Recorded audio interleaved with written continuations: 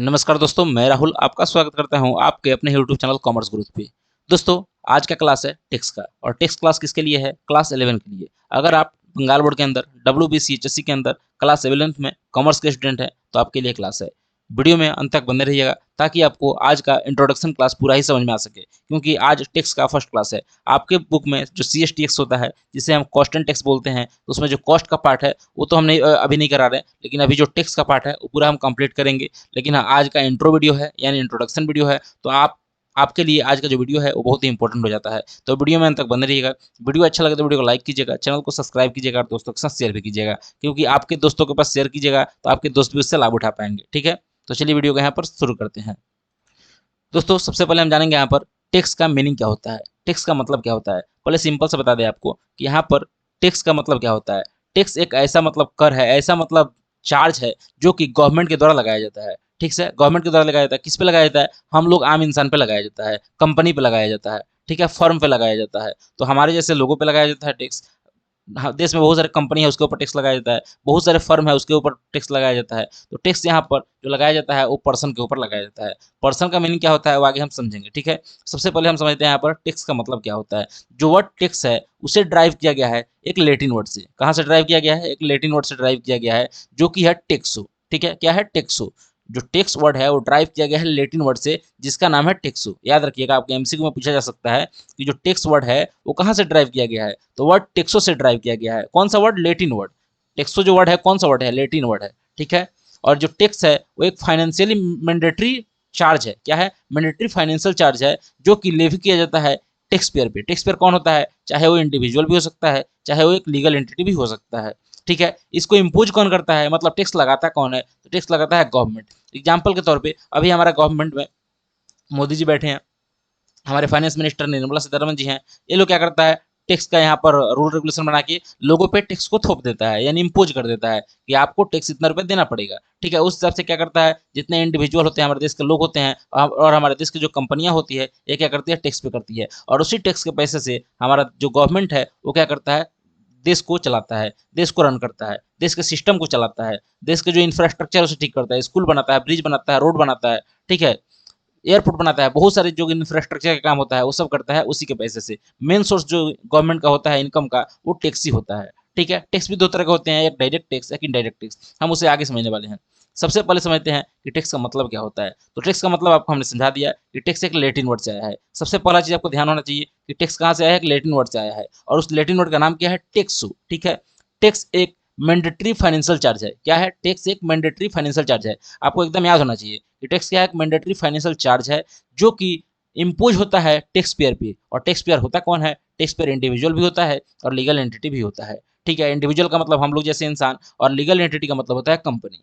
ठीक है, किसके द्वारा टैक्स लगाया जाता है? तो गवर्नमेंट के द्वारा लगाया जाता है। ठीक है, गवर्नमेंट के द्वारा लगाता है। गवर्नमेंट क्यों लगाती है टैक्स? इसलिए लगाती है ताकि देश के जो भी खर्चे हैं उसे उठाया जा सके। यानी देश में बहुत सारे खर्चे होते हैं, रोड बनते हैं, ब्रिज बनते हैं, स्कूल बनते हैं, तो ये सब में खर्चा आता है। तो सरकार कहाँ से खर्चा करेगी? सरकार के पास पैसे तो है नहीं, तो सरकार क्या करती है, टैक्स के रूप में लोगों से पैसे लेती है और उसी पैसे से अपना देश चलाती है। जिस तरह हमारे इनकम से हमारा घर चलता है, उसी तरह सरकार का इनकम टैक्स है और उससे उसका देश चलता है, यानी हमारा देश चलता है। ठीक है दोस्तों, यहाँ पर टैक्स का मतलब तो आपको समझ में आ गया होगा। अब बात करते हैं नीड ऑफ टैक्सेशन, यानी टैक्स जो है उसका नीड्स यानी जरूरत क्यों पड़ी, टैक्स लगाने की जरूरत क्यों पड़ी, टैक्स लगाने की जरूरत क्यों पड़ी, इसे समझना बहुत जरूरी है। ऐसे देखा जाए तो आपको हम समझा चुके हैं कि टैक्स क्यों लगाया जाता है। जैसे कि हमने बताया आपको कि रोड बनाने के लिए, ब्रिज बनाने के लिए, होटल बनाने के लिए, रेस्टोरेंट बनाने के लिए, रेस्टोरेंट होटल नहीं बनाने के लिए, मतलब वो तो प्राइवेट में चला गया, गवर्नमेंट भी बनाती है, बट ठीक है, यहाँ पर जो मेन काम है वो एजुकेशन के लिए है। यहाँ पर और ब्रिज हो सकता है, रोड हो सकता है, रोड बनता है, ब्रिज बनता है, स्कूल बनता है। ये सब खर्चा कहाँ से आता है? सब टैक्स के पैसे से आता है। ठीक है, तो जो जरूरत है टैक्स का वो क्यों है? क्योंकि यहाँ पर सरकार जो है इंफ्रास्ट्रक्चर पे काम कर सके, एजुकेशन को बढ़ावा दे सके, हेल्थ पे काम कर सके, हॉस्पिटल बना सके, मिलिट्री पावर को बढ़ा सके, हमारा मिलिट्री का बजट बढ़ा सके, defence and other operation of the government itself, मतलब डिफेंस हो गया, इसके साथ और सारे ऑपरेशन, गवर्नमेंट का ऑपरेशन हो गए, उसमें पैसा लगा सके। इसके लिए सरकार क्या करती है, टैक्स को कलेक्ट करती है, और हम लोग का भी दायित्व बनता है कि हम लोग ईमानदारी से टैक्स दें। आपको बता दें कि अगर आपके घर में कोई भी इनकम कर रहा है, चाहे वो सैलरीड पर्सन हो, चाहे वो बिजनेस का पर्सन हो, चाहे वो बिजनेस करता हो, चाहे वो जॉब करता हो, उसको तो इनकम जरूर होता होगा। तो आप उससे जरूर बोलना कि अगर आपका इनकम टैक्सेबल लिमिट के बाहर जाता है तो आपको टैक्स पे करना पड़ेगा। ठीक है, उनको भी बताना, उनको भी अवेयरनेस लाना ताकि टैक्स ज़्यादा से ज़्यादा लोग दें और ज़्यादा से ज़्यादा हमारा देश तरक्की करे। ठीक है, इसको अगर पढ़ते हैं तो यहाँ पर साफ साफ लिखा हुआ है, primary aim is to raise revenue to fund governance of the nation. ठीक है, सिंपल से लिखा हुआ है। दूसरा लिखा हुआ है, money raise by taxation to carry out many function such as, नीचे दिया हुआ है, infrastructure, education, health, military, defence, ये सब चीज में खर्चा करता है सरकार। तो जो टैक्स का जरूरत होता है वो किस लिए होता है, ताकि सरकार इंफ्रास्ट्रक्चर पे काम कर सके, एजुकेशन पे काम कर सके, हेल्थ पे काम कर सके, पे मिलिट्री का जो बजट है वो बढ़ा सके, मिलिट्री पे ज़्यादा से ज़्यादा खर्चा कर सके ताकि हमारा देश ताकतवर हो। ठीक है, किसी से डरे नहीं हमारा देश, तो कहीं ना कहीं उस पर खर्चा करना पड़ता है, ज़्यादा हथियार खरीदना पड़ता है, तो उसके लिए पैसा कहाँ से आएगा। तो ये सब सारे जो टैक्स के पैसे होते हैं वहीं से ये सब सामान खरीदा जाता है। ठीक है दोस्तों, हमारा अगला टॉपिक है charging section of the income tax. जो इनकम टैक्स का चार्जिंग सेक्शन दिया हुआ है वो दिया हुआ है section 4 of the income tax act 1961 के अंदर। किसके अंदर दिया हुआ है, एक हमारा इनकम टैक्स एक्ट है 1961। क्या है, इनकम टैक्स एक्ट है 1961, उसका जो सेक्शन 4 है उसके अंदर एक टॉपिक दिया हुआ है charging section of the income tax. Charging section क्या बोलता है, चार्जिंग सेक्शन यहाँ पर क्या बोलता है, आपका जो इनकम टैक्स का चार्जिंग सेक्शन बोलता है कि किसी भी पर्सन को, कोई भी इंडिविजुअल के किसी भी पर्सन को, अगर उसका जो इनकम है, अगर जो उसका इनकम है वो प्रिस्क्राइब्ड इनकम से, यानी जो इनकम प्रिस्क्राइब किया गया गवर्नमेंट के द्वारा कि इतना अमाउंट तक आपको टैक्स देने की आवश्यकता नहीं है और इतना अमाउंट देने के बाद आपको टैक्स देने की आवश्यकता है, तो वो अगर अमाउंट एक्सीड कर जाता है तो आपको टैक्स देने की आवश्यकता होती है। ठीक है, तो चार्जिंग सेक्शन में लिखा हुआ है, एग्जाम्पल के तौर पर मान लीजिए, अगर सरकार बोल रही है कि 2.5 लाख तक अगर आपके इनकम पर टैक्स देने की आवश्यकता नहीं है एक इंडिविजुअल को, ठीक है, और 2.5 लाख के ऊपर आपको टैक्स देना पड़ेगा, तो आपको उसके हिसाब से टैक्स देना पड़ेगा। जैसे कि आपको प्रैक्टिकली बताएं हम, तो एग्जाम्पल के तौर पे अगर कोई इंसान 2.5 लाख रुपए तक कमाता है तो उसको कोई टैक्स भरने की आवश्यकता नहीं होती है। ठीक है, हमारा जो इनकम टैक्स बोलता है कि अगर कोई इंडिविजुअल अगर 2.5 लाख तक, अगर मैंने 2.5 लाख तक अगर इनकम कर रहा है ईयरली, ठीक है, तो उसे कोई भी टैक्स देने की आवश्यकता नहीं है, ना ही उसको कोई टैक्स भरने की आवश्यकता है। ठीक है, और टैक्स रिटर्न फाइल भी करने की आवश्यकता नहीं है, बट हाँ चाहे तो कर सकता है, बट उसे उसके लिए मैंडेटरी नहीं है, ऑप्शनल है। लेकिन अगर आपका इनकम अगर 2.5 लाख से यानी 2.5 लाख से एक्सीड कर रहा है, यानी ऊपर जा रहा है, तो आपको यहाँ पर क्या करना पड़ेगा, मैंडेटरली आपको इनकम टैक्स रिटर्न फाइल करना पड़ेगा। भले ही आपने देखा होगा कि लोगों के पास 10 लाख इनकम होता है तभी भी वो फाइल नहीं करते हैं, बट वो तो चलता ही है, वो तो मतलब थोड़ा सा चोरी छुप कर लोग करते ही हैं। बट जो लॉ बोलता है उसके अकॉर्डिंग अगर आपका इनकम 2.5 लाख से ऊपर हो रहा है तो आपको क्या करना पड़ेगा, यहाँ पर आपको इनकम टैक्स रिटर्न फाइल करना पड़ेगा। ठीक है, यहाँ पर देखिए साफ साफ बोल भी रहा है कि every person whose total income the previous year exceed the maximum amount which is not chargeable to the income tax. इसका मतलब क्या हुआ कि मान लीजिए अभी जो हमारा साल चल रहा है वो कौन सा साल चल रहा है, 22-23 चल रहा है। ठीक है, तो 22-23 चल रहा है, तो 22-23 हमारा साल है, इसके पीछे कौन साल था, 21-22 था। तो 21-22 में मान लीजिए 21-22 में अगर हम यहाँ पर 2.5 लाख तक इनकम कर रहे हैं तो हमें क्या करना है, कोई भी टैक्स देने की आवश्यकता नहीं है। लेकिन 2.5 लाख से अगर थोड़ा सा भी, 2.5 लाख से थोड़ा सा भी एक्सीड कर रहे हैं तो आपको यहाँ पर मैंडेटली इनकम टैक्स रिटर्न फाइल करना पड़ेगा और उस पर आपको टैक्स भी देना पड़ेगा। हाँ, बट अलग बात है कि यहाँ पर 5%, यहाँ पर 5% बोल रहे हैं, यहाँ पर 12,500 का जो रिबेट है वो मिल जाता है, तो कहीं ना कहीं 5 लाख तक एग्जेम्प्ट हो जाता है। ठीक है, बट वो अलग कंसेप्ट है, वो आपके सिलेबस में भी नहीं है, तो उसमें दिमाग लगाने की नहीं है। ठीक है, आपको अभी सिंपल से समझना है कि चार्जिंग सेक्शन होता क्या है। चार्जिंग सेक्शन का सिंपल सा मतलब है कि आपका अगर जहां तक एग्जेम्प्ट किया गया सरकार के द्वारा, सरकार बोला है कि आपको 2.5 लाख तक यहाँ पर टैक्स देने की आवश्यकता नहीं है, तो आपको 2.5 लाख तक टैक्स नहीं देना है। उससे ऊपर अगर इनकम आपको जाता है तो आपको टैक्स भरना है। सिंपल सही बात बोल रहा है। ठीक है दोस्तों, हमारा अगला कंसेप्ट है यहाँ पर पर्सन। पर्सन दिया हुआ है सेक्शन 2 क्लॉज 31 के अंदर। सेक्शन 2 क्लॉज 31 के अंदर दिया हुआ है हमारा सेक्शन। आपको एग्जाम में एमसीक्यू में सीधे सीधे क्वेश्चन पूछा जा सकता है कि पर्सन का सेक्शन क्या है। जो पर्सन को डिफाइन किया गया है वो कौन सा सेक्शन में डिफाइन किया गया है, इनकम टैक्स एक्ट 1961 के कौन सा सेक्शन में पर्सन को डिफाइन किया गया है। तो पर्सन को यहाँ पर डिफाइन किया गया है सेक्शन 2 क्लॉज 31 के अंदर। किस एक्ट के अंदर, इनकम टैक्स एक्ट 1960 एक्ट के अंदर। ठीक है, 1961 के अंदर, एक्ट के अंदर नहीं, 1961 के अंदर। आपके दिमाग में सवाल आ रहा होगा कि पर्सन का डेफिनेशन हम क्यों पढ़ रहे हैं। तो आपको हमने ऊपर भी बोला था कि जो टैक्स लगाया जाता है किसके ऊपर लगाया जाता है, पर्सन के ऊपर लगाया जाता है। किसके ऊपर लगाया जाता है, पर्सन के ऊपर लगाया जाता है। तो टैक्स लगाया जाता है वो पर्सन के ऊपर लगाया जाता है। तो पर्सन में कौन कौन आएंगे, पर्सन में कौन कौन आएंगे, क्या हम आएंगे, क्या आप आएंगे, क्या कंपनी भी आएगा, क्या पार्टनरशिप भी आएगा, क्या एच भी आएगा। तो यही देखने वाले हैं कि यहाँ पर पर्सन में कौन कौन आता है। तो सबसे पहले देखेंगे कि जो पर्सन का डेफिनेशन है उसमें कौन कौन इंक्लूड है। तो आइए देखते हैं। पर्सन इंक्लूड्स एच का मतलब होता है हिंदू अनडिवाइडेड फैमिली। बगल में आप लिख कर रखिएगा फुल फॉर्म। एच का फुल फॉर्म होता है हिंदू अनडिवाइडेड फैमिली। कंपनी, एक कंपनी भी आता है पर्सन के अंदर, यानी जो टैक्स लगाया जाता है किसके किस ऊपर लगाया जाता है। अगर आप एच खोल रहे हैं तो एच के अंदर भी टैक्स लगाया जाता है। अगर आप कंपनी खोल रहे हैं तो कंपनी के ऊपर भी टैक्स लगेगा। अगर कोई फर्म खोल रहे हैं मतलब पार्टनरशिप खोल रहे हैं तो उसके ऊपर भी टैक्स लगेगा। पार्टनरशिप में चाहे वो एलएलपी ही क्यों ना हो उस पर भी टैक्स लगेगा।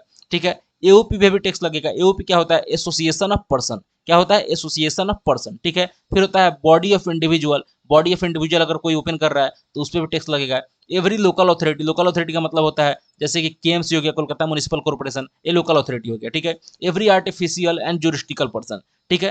तो एवरी आर्टिफिशियल एंड ज्यूरिस्टिकल पर्सन, इसके ऊपर भी क्या होता है, यहाँ पर टैक्स लगता है, मतलब ये भी पर्सन के डेफिनेशन में कवर होता है। तो सबसे पहले आपके एग्जाम में सीधे सीधे 4 नंबर के लिए क्वेश्चन पूछ लेगा कि पर्सन का डिफाइन क्या है, पर्सन का डेफिनेशन क्या है, पर्सन को डिफाइन करें, ठीक है। तो पर्सन का डेफिनेशन अगर आपसे पूछता है तो आपको लिखना है एज पर सेक्शन 2(31) और उसके बाद लिख देना है person includes HUF company firm including LLP and AOP and BOI every local authority and every artificial juristical person, ठीक है। तो ये सब चीज लिखना है आपको। लेकिन नीचे यहाँ पर 2 पॉइंट दिया हुआ है, एओपी का मतलब होता है individual other than individual, association of person का मतलब क्या होता है यहाँ पर, जैसे कि अगर एसोसिएशन ऑफ पर्सन हमें बनाना है, एसोसिएशन ऑफ पर्सन अगर हमें बनाना है तो ऐसा भी हो सकता है कि उसमें एक मैं शामिल हूँ, ठीक है, और एक आप शामिल है, और उसमें एक रिलायंस कंपनी भी शामिल है, ठीक है। उसका मतलब क्या हुआ कि एक इंडिविजुअल भी उसको खोल सकता है, और यहाँ पर एक इंडिविजुअल और एक यहाँ पर दूसरा कोई एंटिटी भी मिलकर साथ में एओपी खोल सकता है, एसोसिएशन ऑफ पर्सन खोल सकता है। यानी एसोसिएशन ऑफ पर्सन में इंडिविजुअल भी हो सकता है और नॉन इंडिविजुअल भी हो सकता है। क्या हो सकता है, एओपी में इंडिविजुअल भी हो सकता है और नॉन इंडिविजुअल भी हो सकता है। मतलब एक रिलायंस कंपनी भी एओपी में आ सकता है, इंक्लूड हो सकता है, ठीक है। बट वही बात करें बॉडी ऑफ इंडिविजुअल की, तो बॉडी ऑफ इंडिविजुअल नाम से ही पता चल रहा है कि बॉडी ऑफ इंडिविजुअल यानी इंडिविजुअल का बॉडी, ठीक है। यानी सिर्फ और सिर्फ इसमें इंडिविजुअल ही होंगे, इसमें आपको अदर देन इंडिविजुअल नहीं मिलेगा या फिर नॉन इंडिविजुअल नहीं मिलेगा, इसमें ओनली इंडिविजुअल ही होगा। तो बॉडी ऑफ इंडिविजुअल जो होगा वो बॉडी ऑफ इंडिविजुअल जो होगा वो ओनली इंडिविजुअल के द्वारा ओपन किया जाएगा। बट एओपी जो होता है उसमें इंडिविजुअल भी शामिल हो सकते हैं और नॉन इंडिविजुअल भी शामिल हो सकते हैं, ठीक है। ये जो पर्सन का डेफिनेशन है इसके ऊपर एक क्वेश्चन भी बनता है, आगे हम क्वेश्चन कराएंगे, वहां से आपको बहुत ज्यादा क्लैरिटी आएगा कि यहाँ पर एचयूएफ किसे बोलते हैं, फर्म किसे बोलते हैं, एओपी किसे बोलते हैं, बीओआई किसे बोलते हैं। जब हम क्वेश्चन कराएंगे तो आपको पूरा क्लियर हो जाएगा कि यहाँ पर किसको क्या बोलते हैं, ठीक है। और आपको प्रैक्टिकल एग्जाम्पल के साथ वहाँ बताएंगे हम, ठीक है। तो आप वीडियो में अंत तक बने रहिएगा। चलिए बात करते हैं नेक्स्ट टॉपिक के बारे में। जैसे कि आपको हमने बताया था कि एक टेक्स्ट है और टेक्स्ट में कुछ टर्मिनोलॉजी को जानना पड़ता है, कुछ शब्दों को समझना पड़ता है। तो उसी में एक और शब्द है प्रीवियस ईयर, ठीक है। जैसे कि हमने पर्सन के शब्द को समझा, उसी तरह हम प्रीवियस ईयर के भी डेफिनेशन को भी समझेंगे। जो प्रीवियस ईयर है इसको यहाँ पर डिफाइन किया गया है under section 3 of the income tax act 1961, ठीक है। तो यहाँ पर जो प्रीवियस ईयर का डेफिनेशन है इसे भी समझ लेते हैं कि प्रीवियस ईयर का मतलब होता क्या है, ठीक है। प्रीवियस ईयर का एग्जांपल देते हैं आपको। अभी हम लोग का कौन सा ईयर चल रहा है, अभी हम लोग का चल रहा है 22-23। अगर फाइनेंशियल ईयर के हिसाब से बात करें तो हमारा चल रहा है क्या, 22 और 23, ठीक है। 22 और 23 चल रहा है, यानी अगर 1 अप्रैल 2022 से या 31 मार्च 2023 तक, यानी 22-23 चल रहा है हमारा।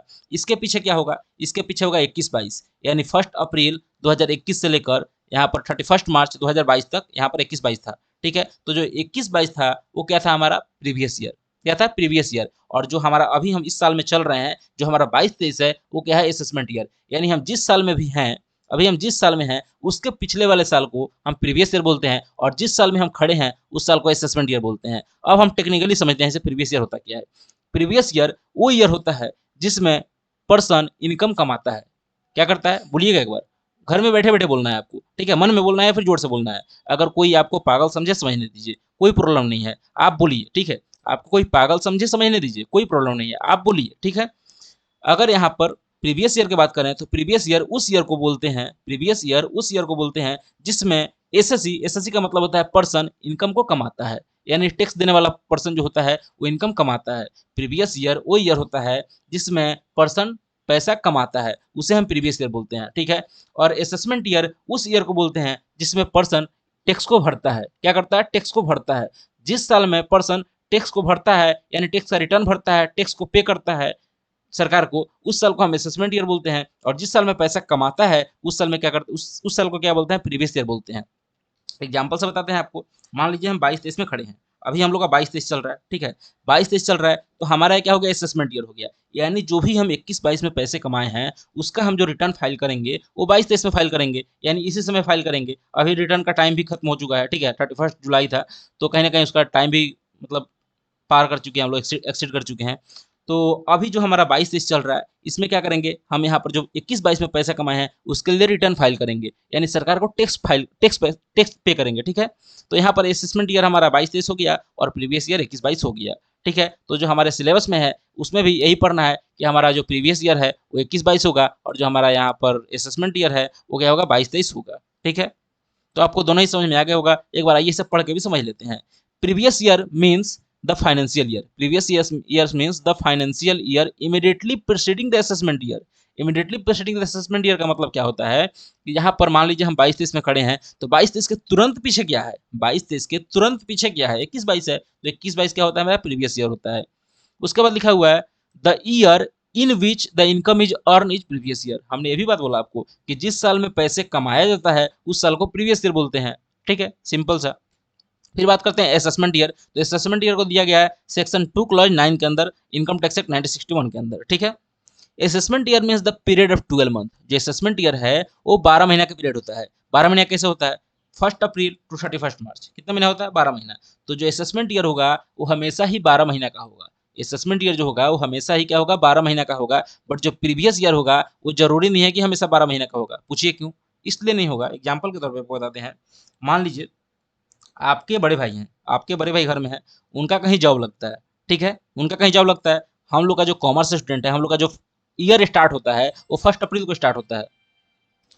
1 अप्रैल को स्टार्ट होता है और 31 मार्च को क्या होता है, कंप्लीट होता है। बीइंग अ कॉमर्स स्टूडेंट, हम आशा करते हैं कि आपको ये चीज़ पता होगा। ठीक है, कि अगर आप कहीं भी कॉमर्स का पढ़ाई कर रहे हैं तो वहाँ पर हमेशा हम लोग फाइनेंशियल ईयर देखकर चलते हैं। ठीक है, हम लोग 1 जनवरी टू 31 मार्च नहीं देखते हैं, हम लोग देखते हैं 1 अप्रैल टू 31 मार्च देखते हैं। ठीक है, तो यहाँ पर मान लीजिए 1 अप्रैल को हमारा साल स्टार्ट हो रहा है। ठीक है, और 31 मार्च को अगले साल हमारा क्या होगा, साल अंत हो जाएगा। तो एग्जाम्पल के तौर पे आपके बड़े भाई जो हैं वो 1 अप्रैल को यहाँ पर जॉब स्टार्ट नहीं कर रहे हैं। उनका जॉब लग रहा है एग्जाम्पल के तौर पे कितने तारीख को, 31 जुलाई को। ठीक है, यानी 1 अगस्त को एग्जाम्पल के तौर पे मान लीजिए 1 अगस्त को उनका जॉब लग रहा है। ठीक है, तो 1 अगस्त से यहाँ पर मान लीजिए तो अगस्त, सितंबर, अक्टूबर, नवंबर, दिसंबर, जैन, फेब, मार्च, 3 3 6 2 8, 8 महीना आपके भैया जॉब करेंगे साल भर में। 8 महीना आपके भैया जॉब करेंगे साल भर में, क्योंकि वो तो 1 अप्रैल से स्टार्ट नहीं कर रहे हैं जॉब, उनका जॉब लगा है अगस्त में। अगस्त में जॉब लगा है। ठीक है, तो उनका जो 31 मार्च तक अगर हम काउंट करेंगे तो 8 महीना हो रहा है उस साल में। यानी जो भी साल में वो यहाँ पर जॉब स्टार्ट कर रहे हैं उस साल में उनका जो पूरा अर्निंग का मंथ होगा वो 8 महीना होगा। यानी वो 8 महीना एक साल में पूरा पैसा कमाएंगे। ठीक है, तो उनको 8 महीने का ही टैक्स देना पड़ेगा। तो कहीं ना कहीं उनका जो प्रीवियस ईयर हुआ वो 8 महीने का ही हुआ। ठीक है, तो हम बोले ना यहाँ पर जो प्रीवियस ईयर उसी ईयर को बोलते हैं जिसमें इनकम कमाया जाता है। तो यहाँ पर 8 महीना वो इनकम कमाए। ठीक है, तो 8 महीना का क्या हुआ, प्रीवियस ईयर हुआ। बट असेसमेंट ईयर हमेशा जो होगा वो 12 महीना का ही होगा, क्योंकि वो तो हमेशा 1 अप्रैल को स्टार्ट होता है और 31 मार्च को कंप्लीट होता है। ठीक है, तो असेसमेंट ईयर में कोई चेंजिंग नहीं आने वाला है। आपका जो चेंजिंग आएगा वो प्रीवियस ईयर में आएगा। Previous year less than 12 month हो सकता है, बट यहाँ पर असेसमेंट ईयर ऑलवेज 12 मंथ ही होगा। ठीक है, आप अगर इसे पढ़ते हैं तो जो सेम बात हमने बोला है वही बात इसमें लिखा हुआ है। अच्छे से रीड करना, अच्छे से समझना, क्योंकि प्रीवियस ईयर और असेसमेंट ईयर का भी आपको यहाँ पर डेफिनेशन पूछा जाता है एग्जाम में। ठीक है, तो आपको ध्यान होना ही चाहिए। अब आइए बात कर लेते हैं थोड़ा सा टोटल इनकम के बारे में कि टोटल इनकम किसे बोलते हैं। ठीक है, टोटल इनकम किसे बोलते हैं। आपके माइंड में 2 क्वेश्चन अराइज होता है टोटल इनकम से रिलेटेड कि टोटल इनकम का मतलब क्या है और टोटल इनकम निकलती कैसे है। आपके दिमाग में जब टोटल इनकम का हम बात बोल रहे हैं तो वहाँ से 2 चीज़ आता होगा कि टोटल इनकम का मतलब क्या है, टोटल इनकम होता क्या है और टोटल इनकम निकलती कैसे है। तो टोटल इनकम का मतलब आइए आपको बताते हैं।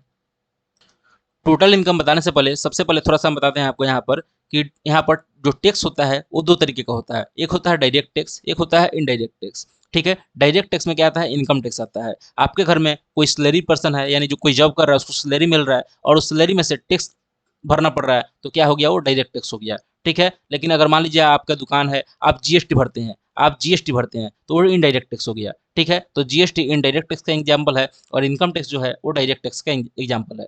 ठीक है, अब आइए बात करते हैं टोटल इनकम का। ठीक है, तो टोटल इनकम आइए देखते हैं कैसे निकालते हैं।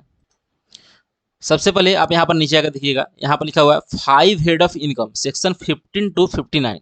यहाँ पर 5 हेड्स ऑफ इनकम का मतलब क्या होता है, आप अगर इनकम टैक्स पढ़ते हैं तो उसमें 5 हेड मिलते हैं। 5 हेड मिलने का मतलब क्या है, आप मान लीजिए एक इंडिविजुअल है। ठीक है, तो आपका इनकम कहाँ कहाँ से हो सकता है, आप सोचिए थोड़ा सा कि आपका जो इनकम है वो कहाँ कहाँ से आ सकता है। इनकम आप कहाँ कहाँ से जनरेट कर सकते हैं। सबसे पहले आप तो कहीं जॉब करेंगे तो सैलरी का पैसा आ जाएगा। ठीक, अगर कहीं जॉब करते हैं तो सैलरी का पैसा आएगा। ये भी हो सकता है कि आप जॉब भी कर रहे हैं और कहीं बिजनेस भी कर रहे हैं तो बिजनेस का ही पैसा आएगा, आएगा ना, बिजनेस का भी पैसा आएगा कहीं ना कहीं से। ये भी हो सकता है कि आपका बहुत सारा घर है तो आप घर भाड़ा पे दिए हैं, घर भाड़ा पे दिए हैं।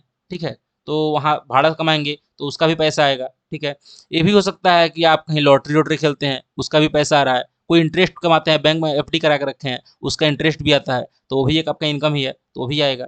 ठीक है, चाहे ये भी हो सकता है कि आप ज़मीन खरीदते हैं और ज़मीन बेच देते हैं, आप 100 रुपये का 1 लाख का ज़मीन खरीदे 2 लाख में बेच दिए, तो ये भी आपका 1 लाख रुपये का इनकम हो गया, तो ये भी इनकम का सोर्स है, ठीक है। तो ये सब बहुत सारे इनकम है, तो इन सब इनकम को अलग अलग हेड में बांट दिया गया है as per the income tax act 1961, ठीक है। तो जैसे कि जितने आपको हमने एग्जाम्पल दिया उसी को बता रहे हैं कि कौन सा किस हेड में जाएगा।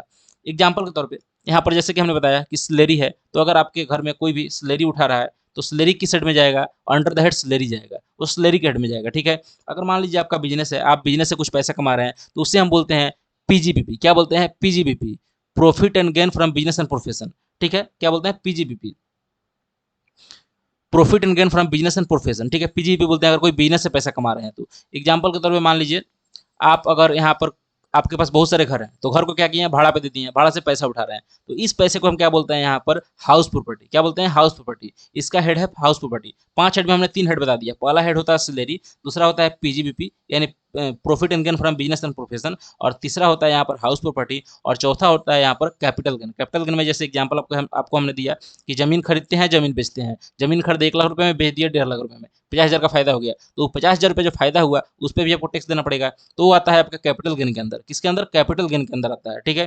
फिर लास्ट बचता है, मान लीजिए इंटरेस्ट आपने कमाया, बैंक में पैसा रखा था और 1 लाख रुपये रखे थे, 1,05,000 साल के बाद हो गया, तो 5% का उस पर इंटरेस्ट मिल गया, 5% पे इंटरेस्ट मिला, तो 5,000 जो एक्स्ट्रा आपको रुपया मिला वहाँ से, उस पर भी आपको इनकम टैक्स देना पड़ेगा, तो आ जाएगा आपका इनकम फ्रॉम अदर सोर्स में। क्या आ जाएगा? Income from other source. Example के तौर पर मान लीजिए आपने लॉटरी कटाया, लॉटरी में आपने 1 लाख रुपया जीत लिया, तो 1 लाख रुपया जो आएगा वो भी आपका इनकम फ्रॉम अदर सोर्स में आएगा। तो ये जो पांचों हेड होते हैं, इन पांचों हेड का जो इनकम है आप जोड़ दीजिए पहले, ठीक है। पांचों हेड का इनकम क्या है, जोड़ दीजिए। उसके बाद इसमें ऐड कर दीजिए क्लबिंग ऑफ इनकम।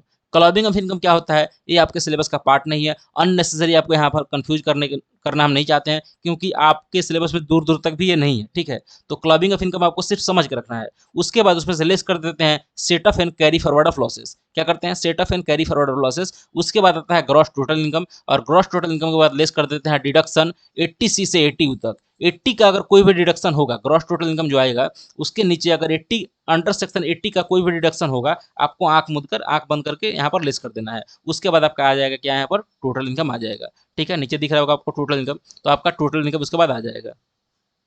तो आपको यहाँ पर समझ में आ गया होगा कि टोटल इनकम कैसे निकालते हैं। लेकिन हाँ, आपको क्लबिंग और सेटअप के अंदर ज़्यादा टेंशन लेने की आवश्यकता नहीं है, क्योंकि आपके सिलेबस में दूर दूर तक भी ये नहीं है, ठीक है। क्योंकि आपका सिलेबस बहुत छोटा सा है, बहुत छोटा सा।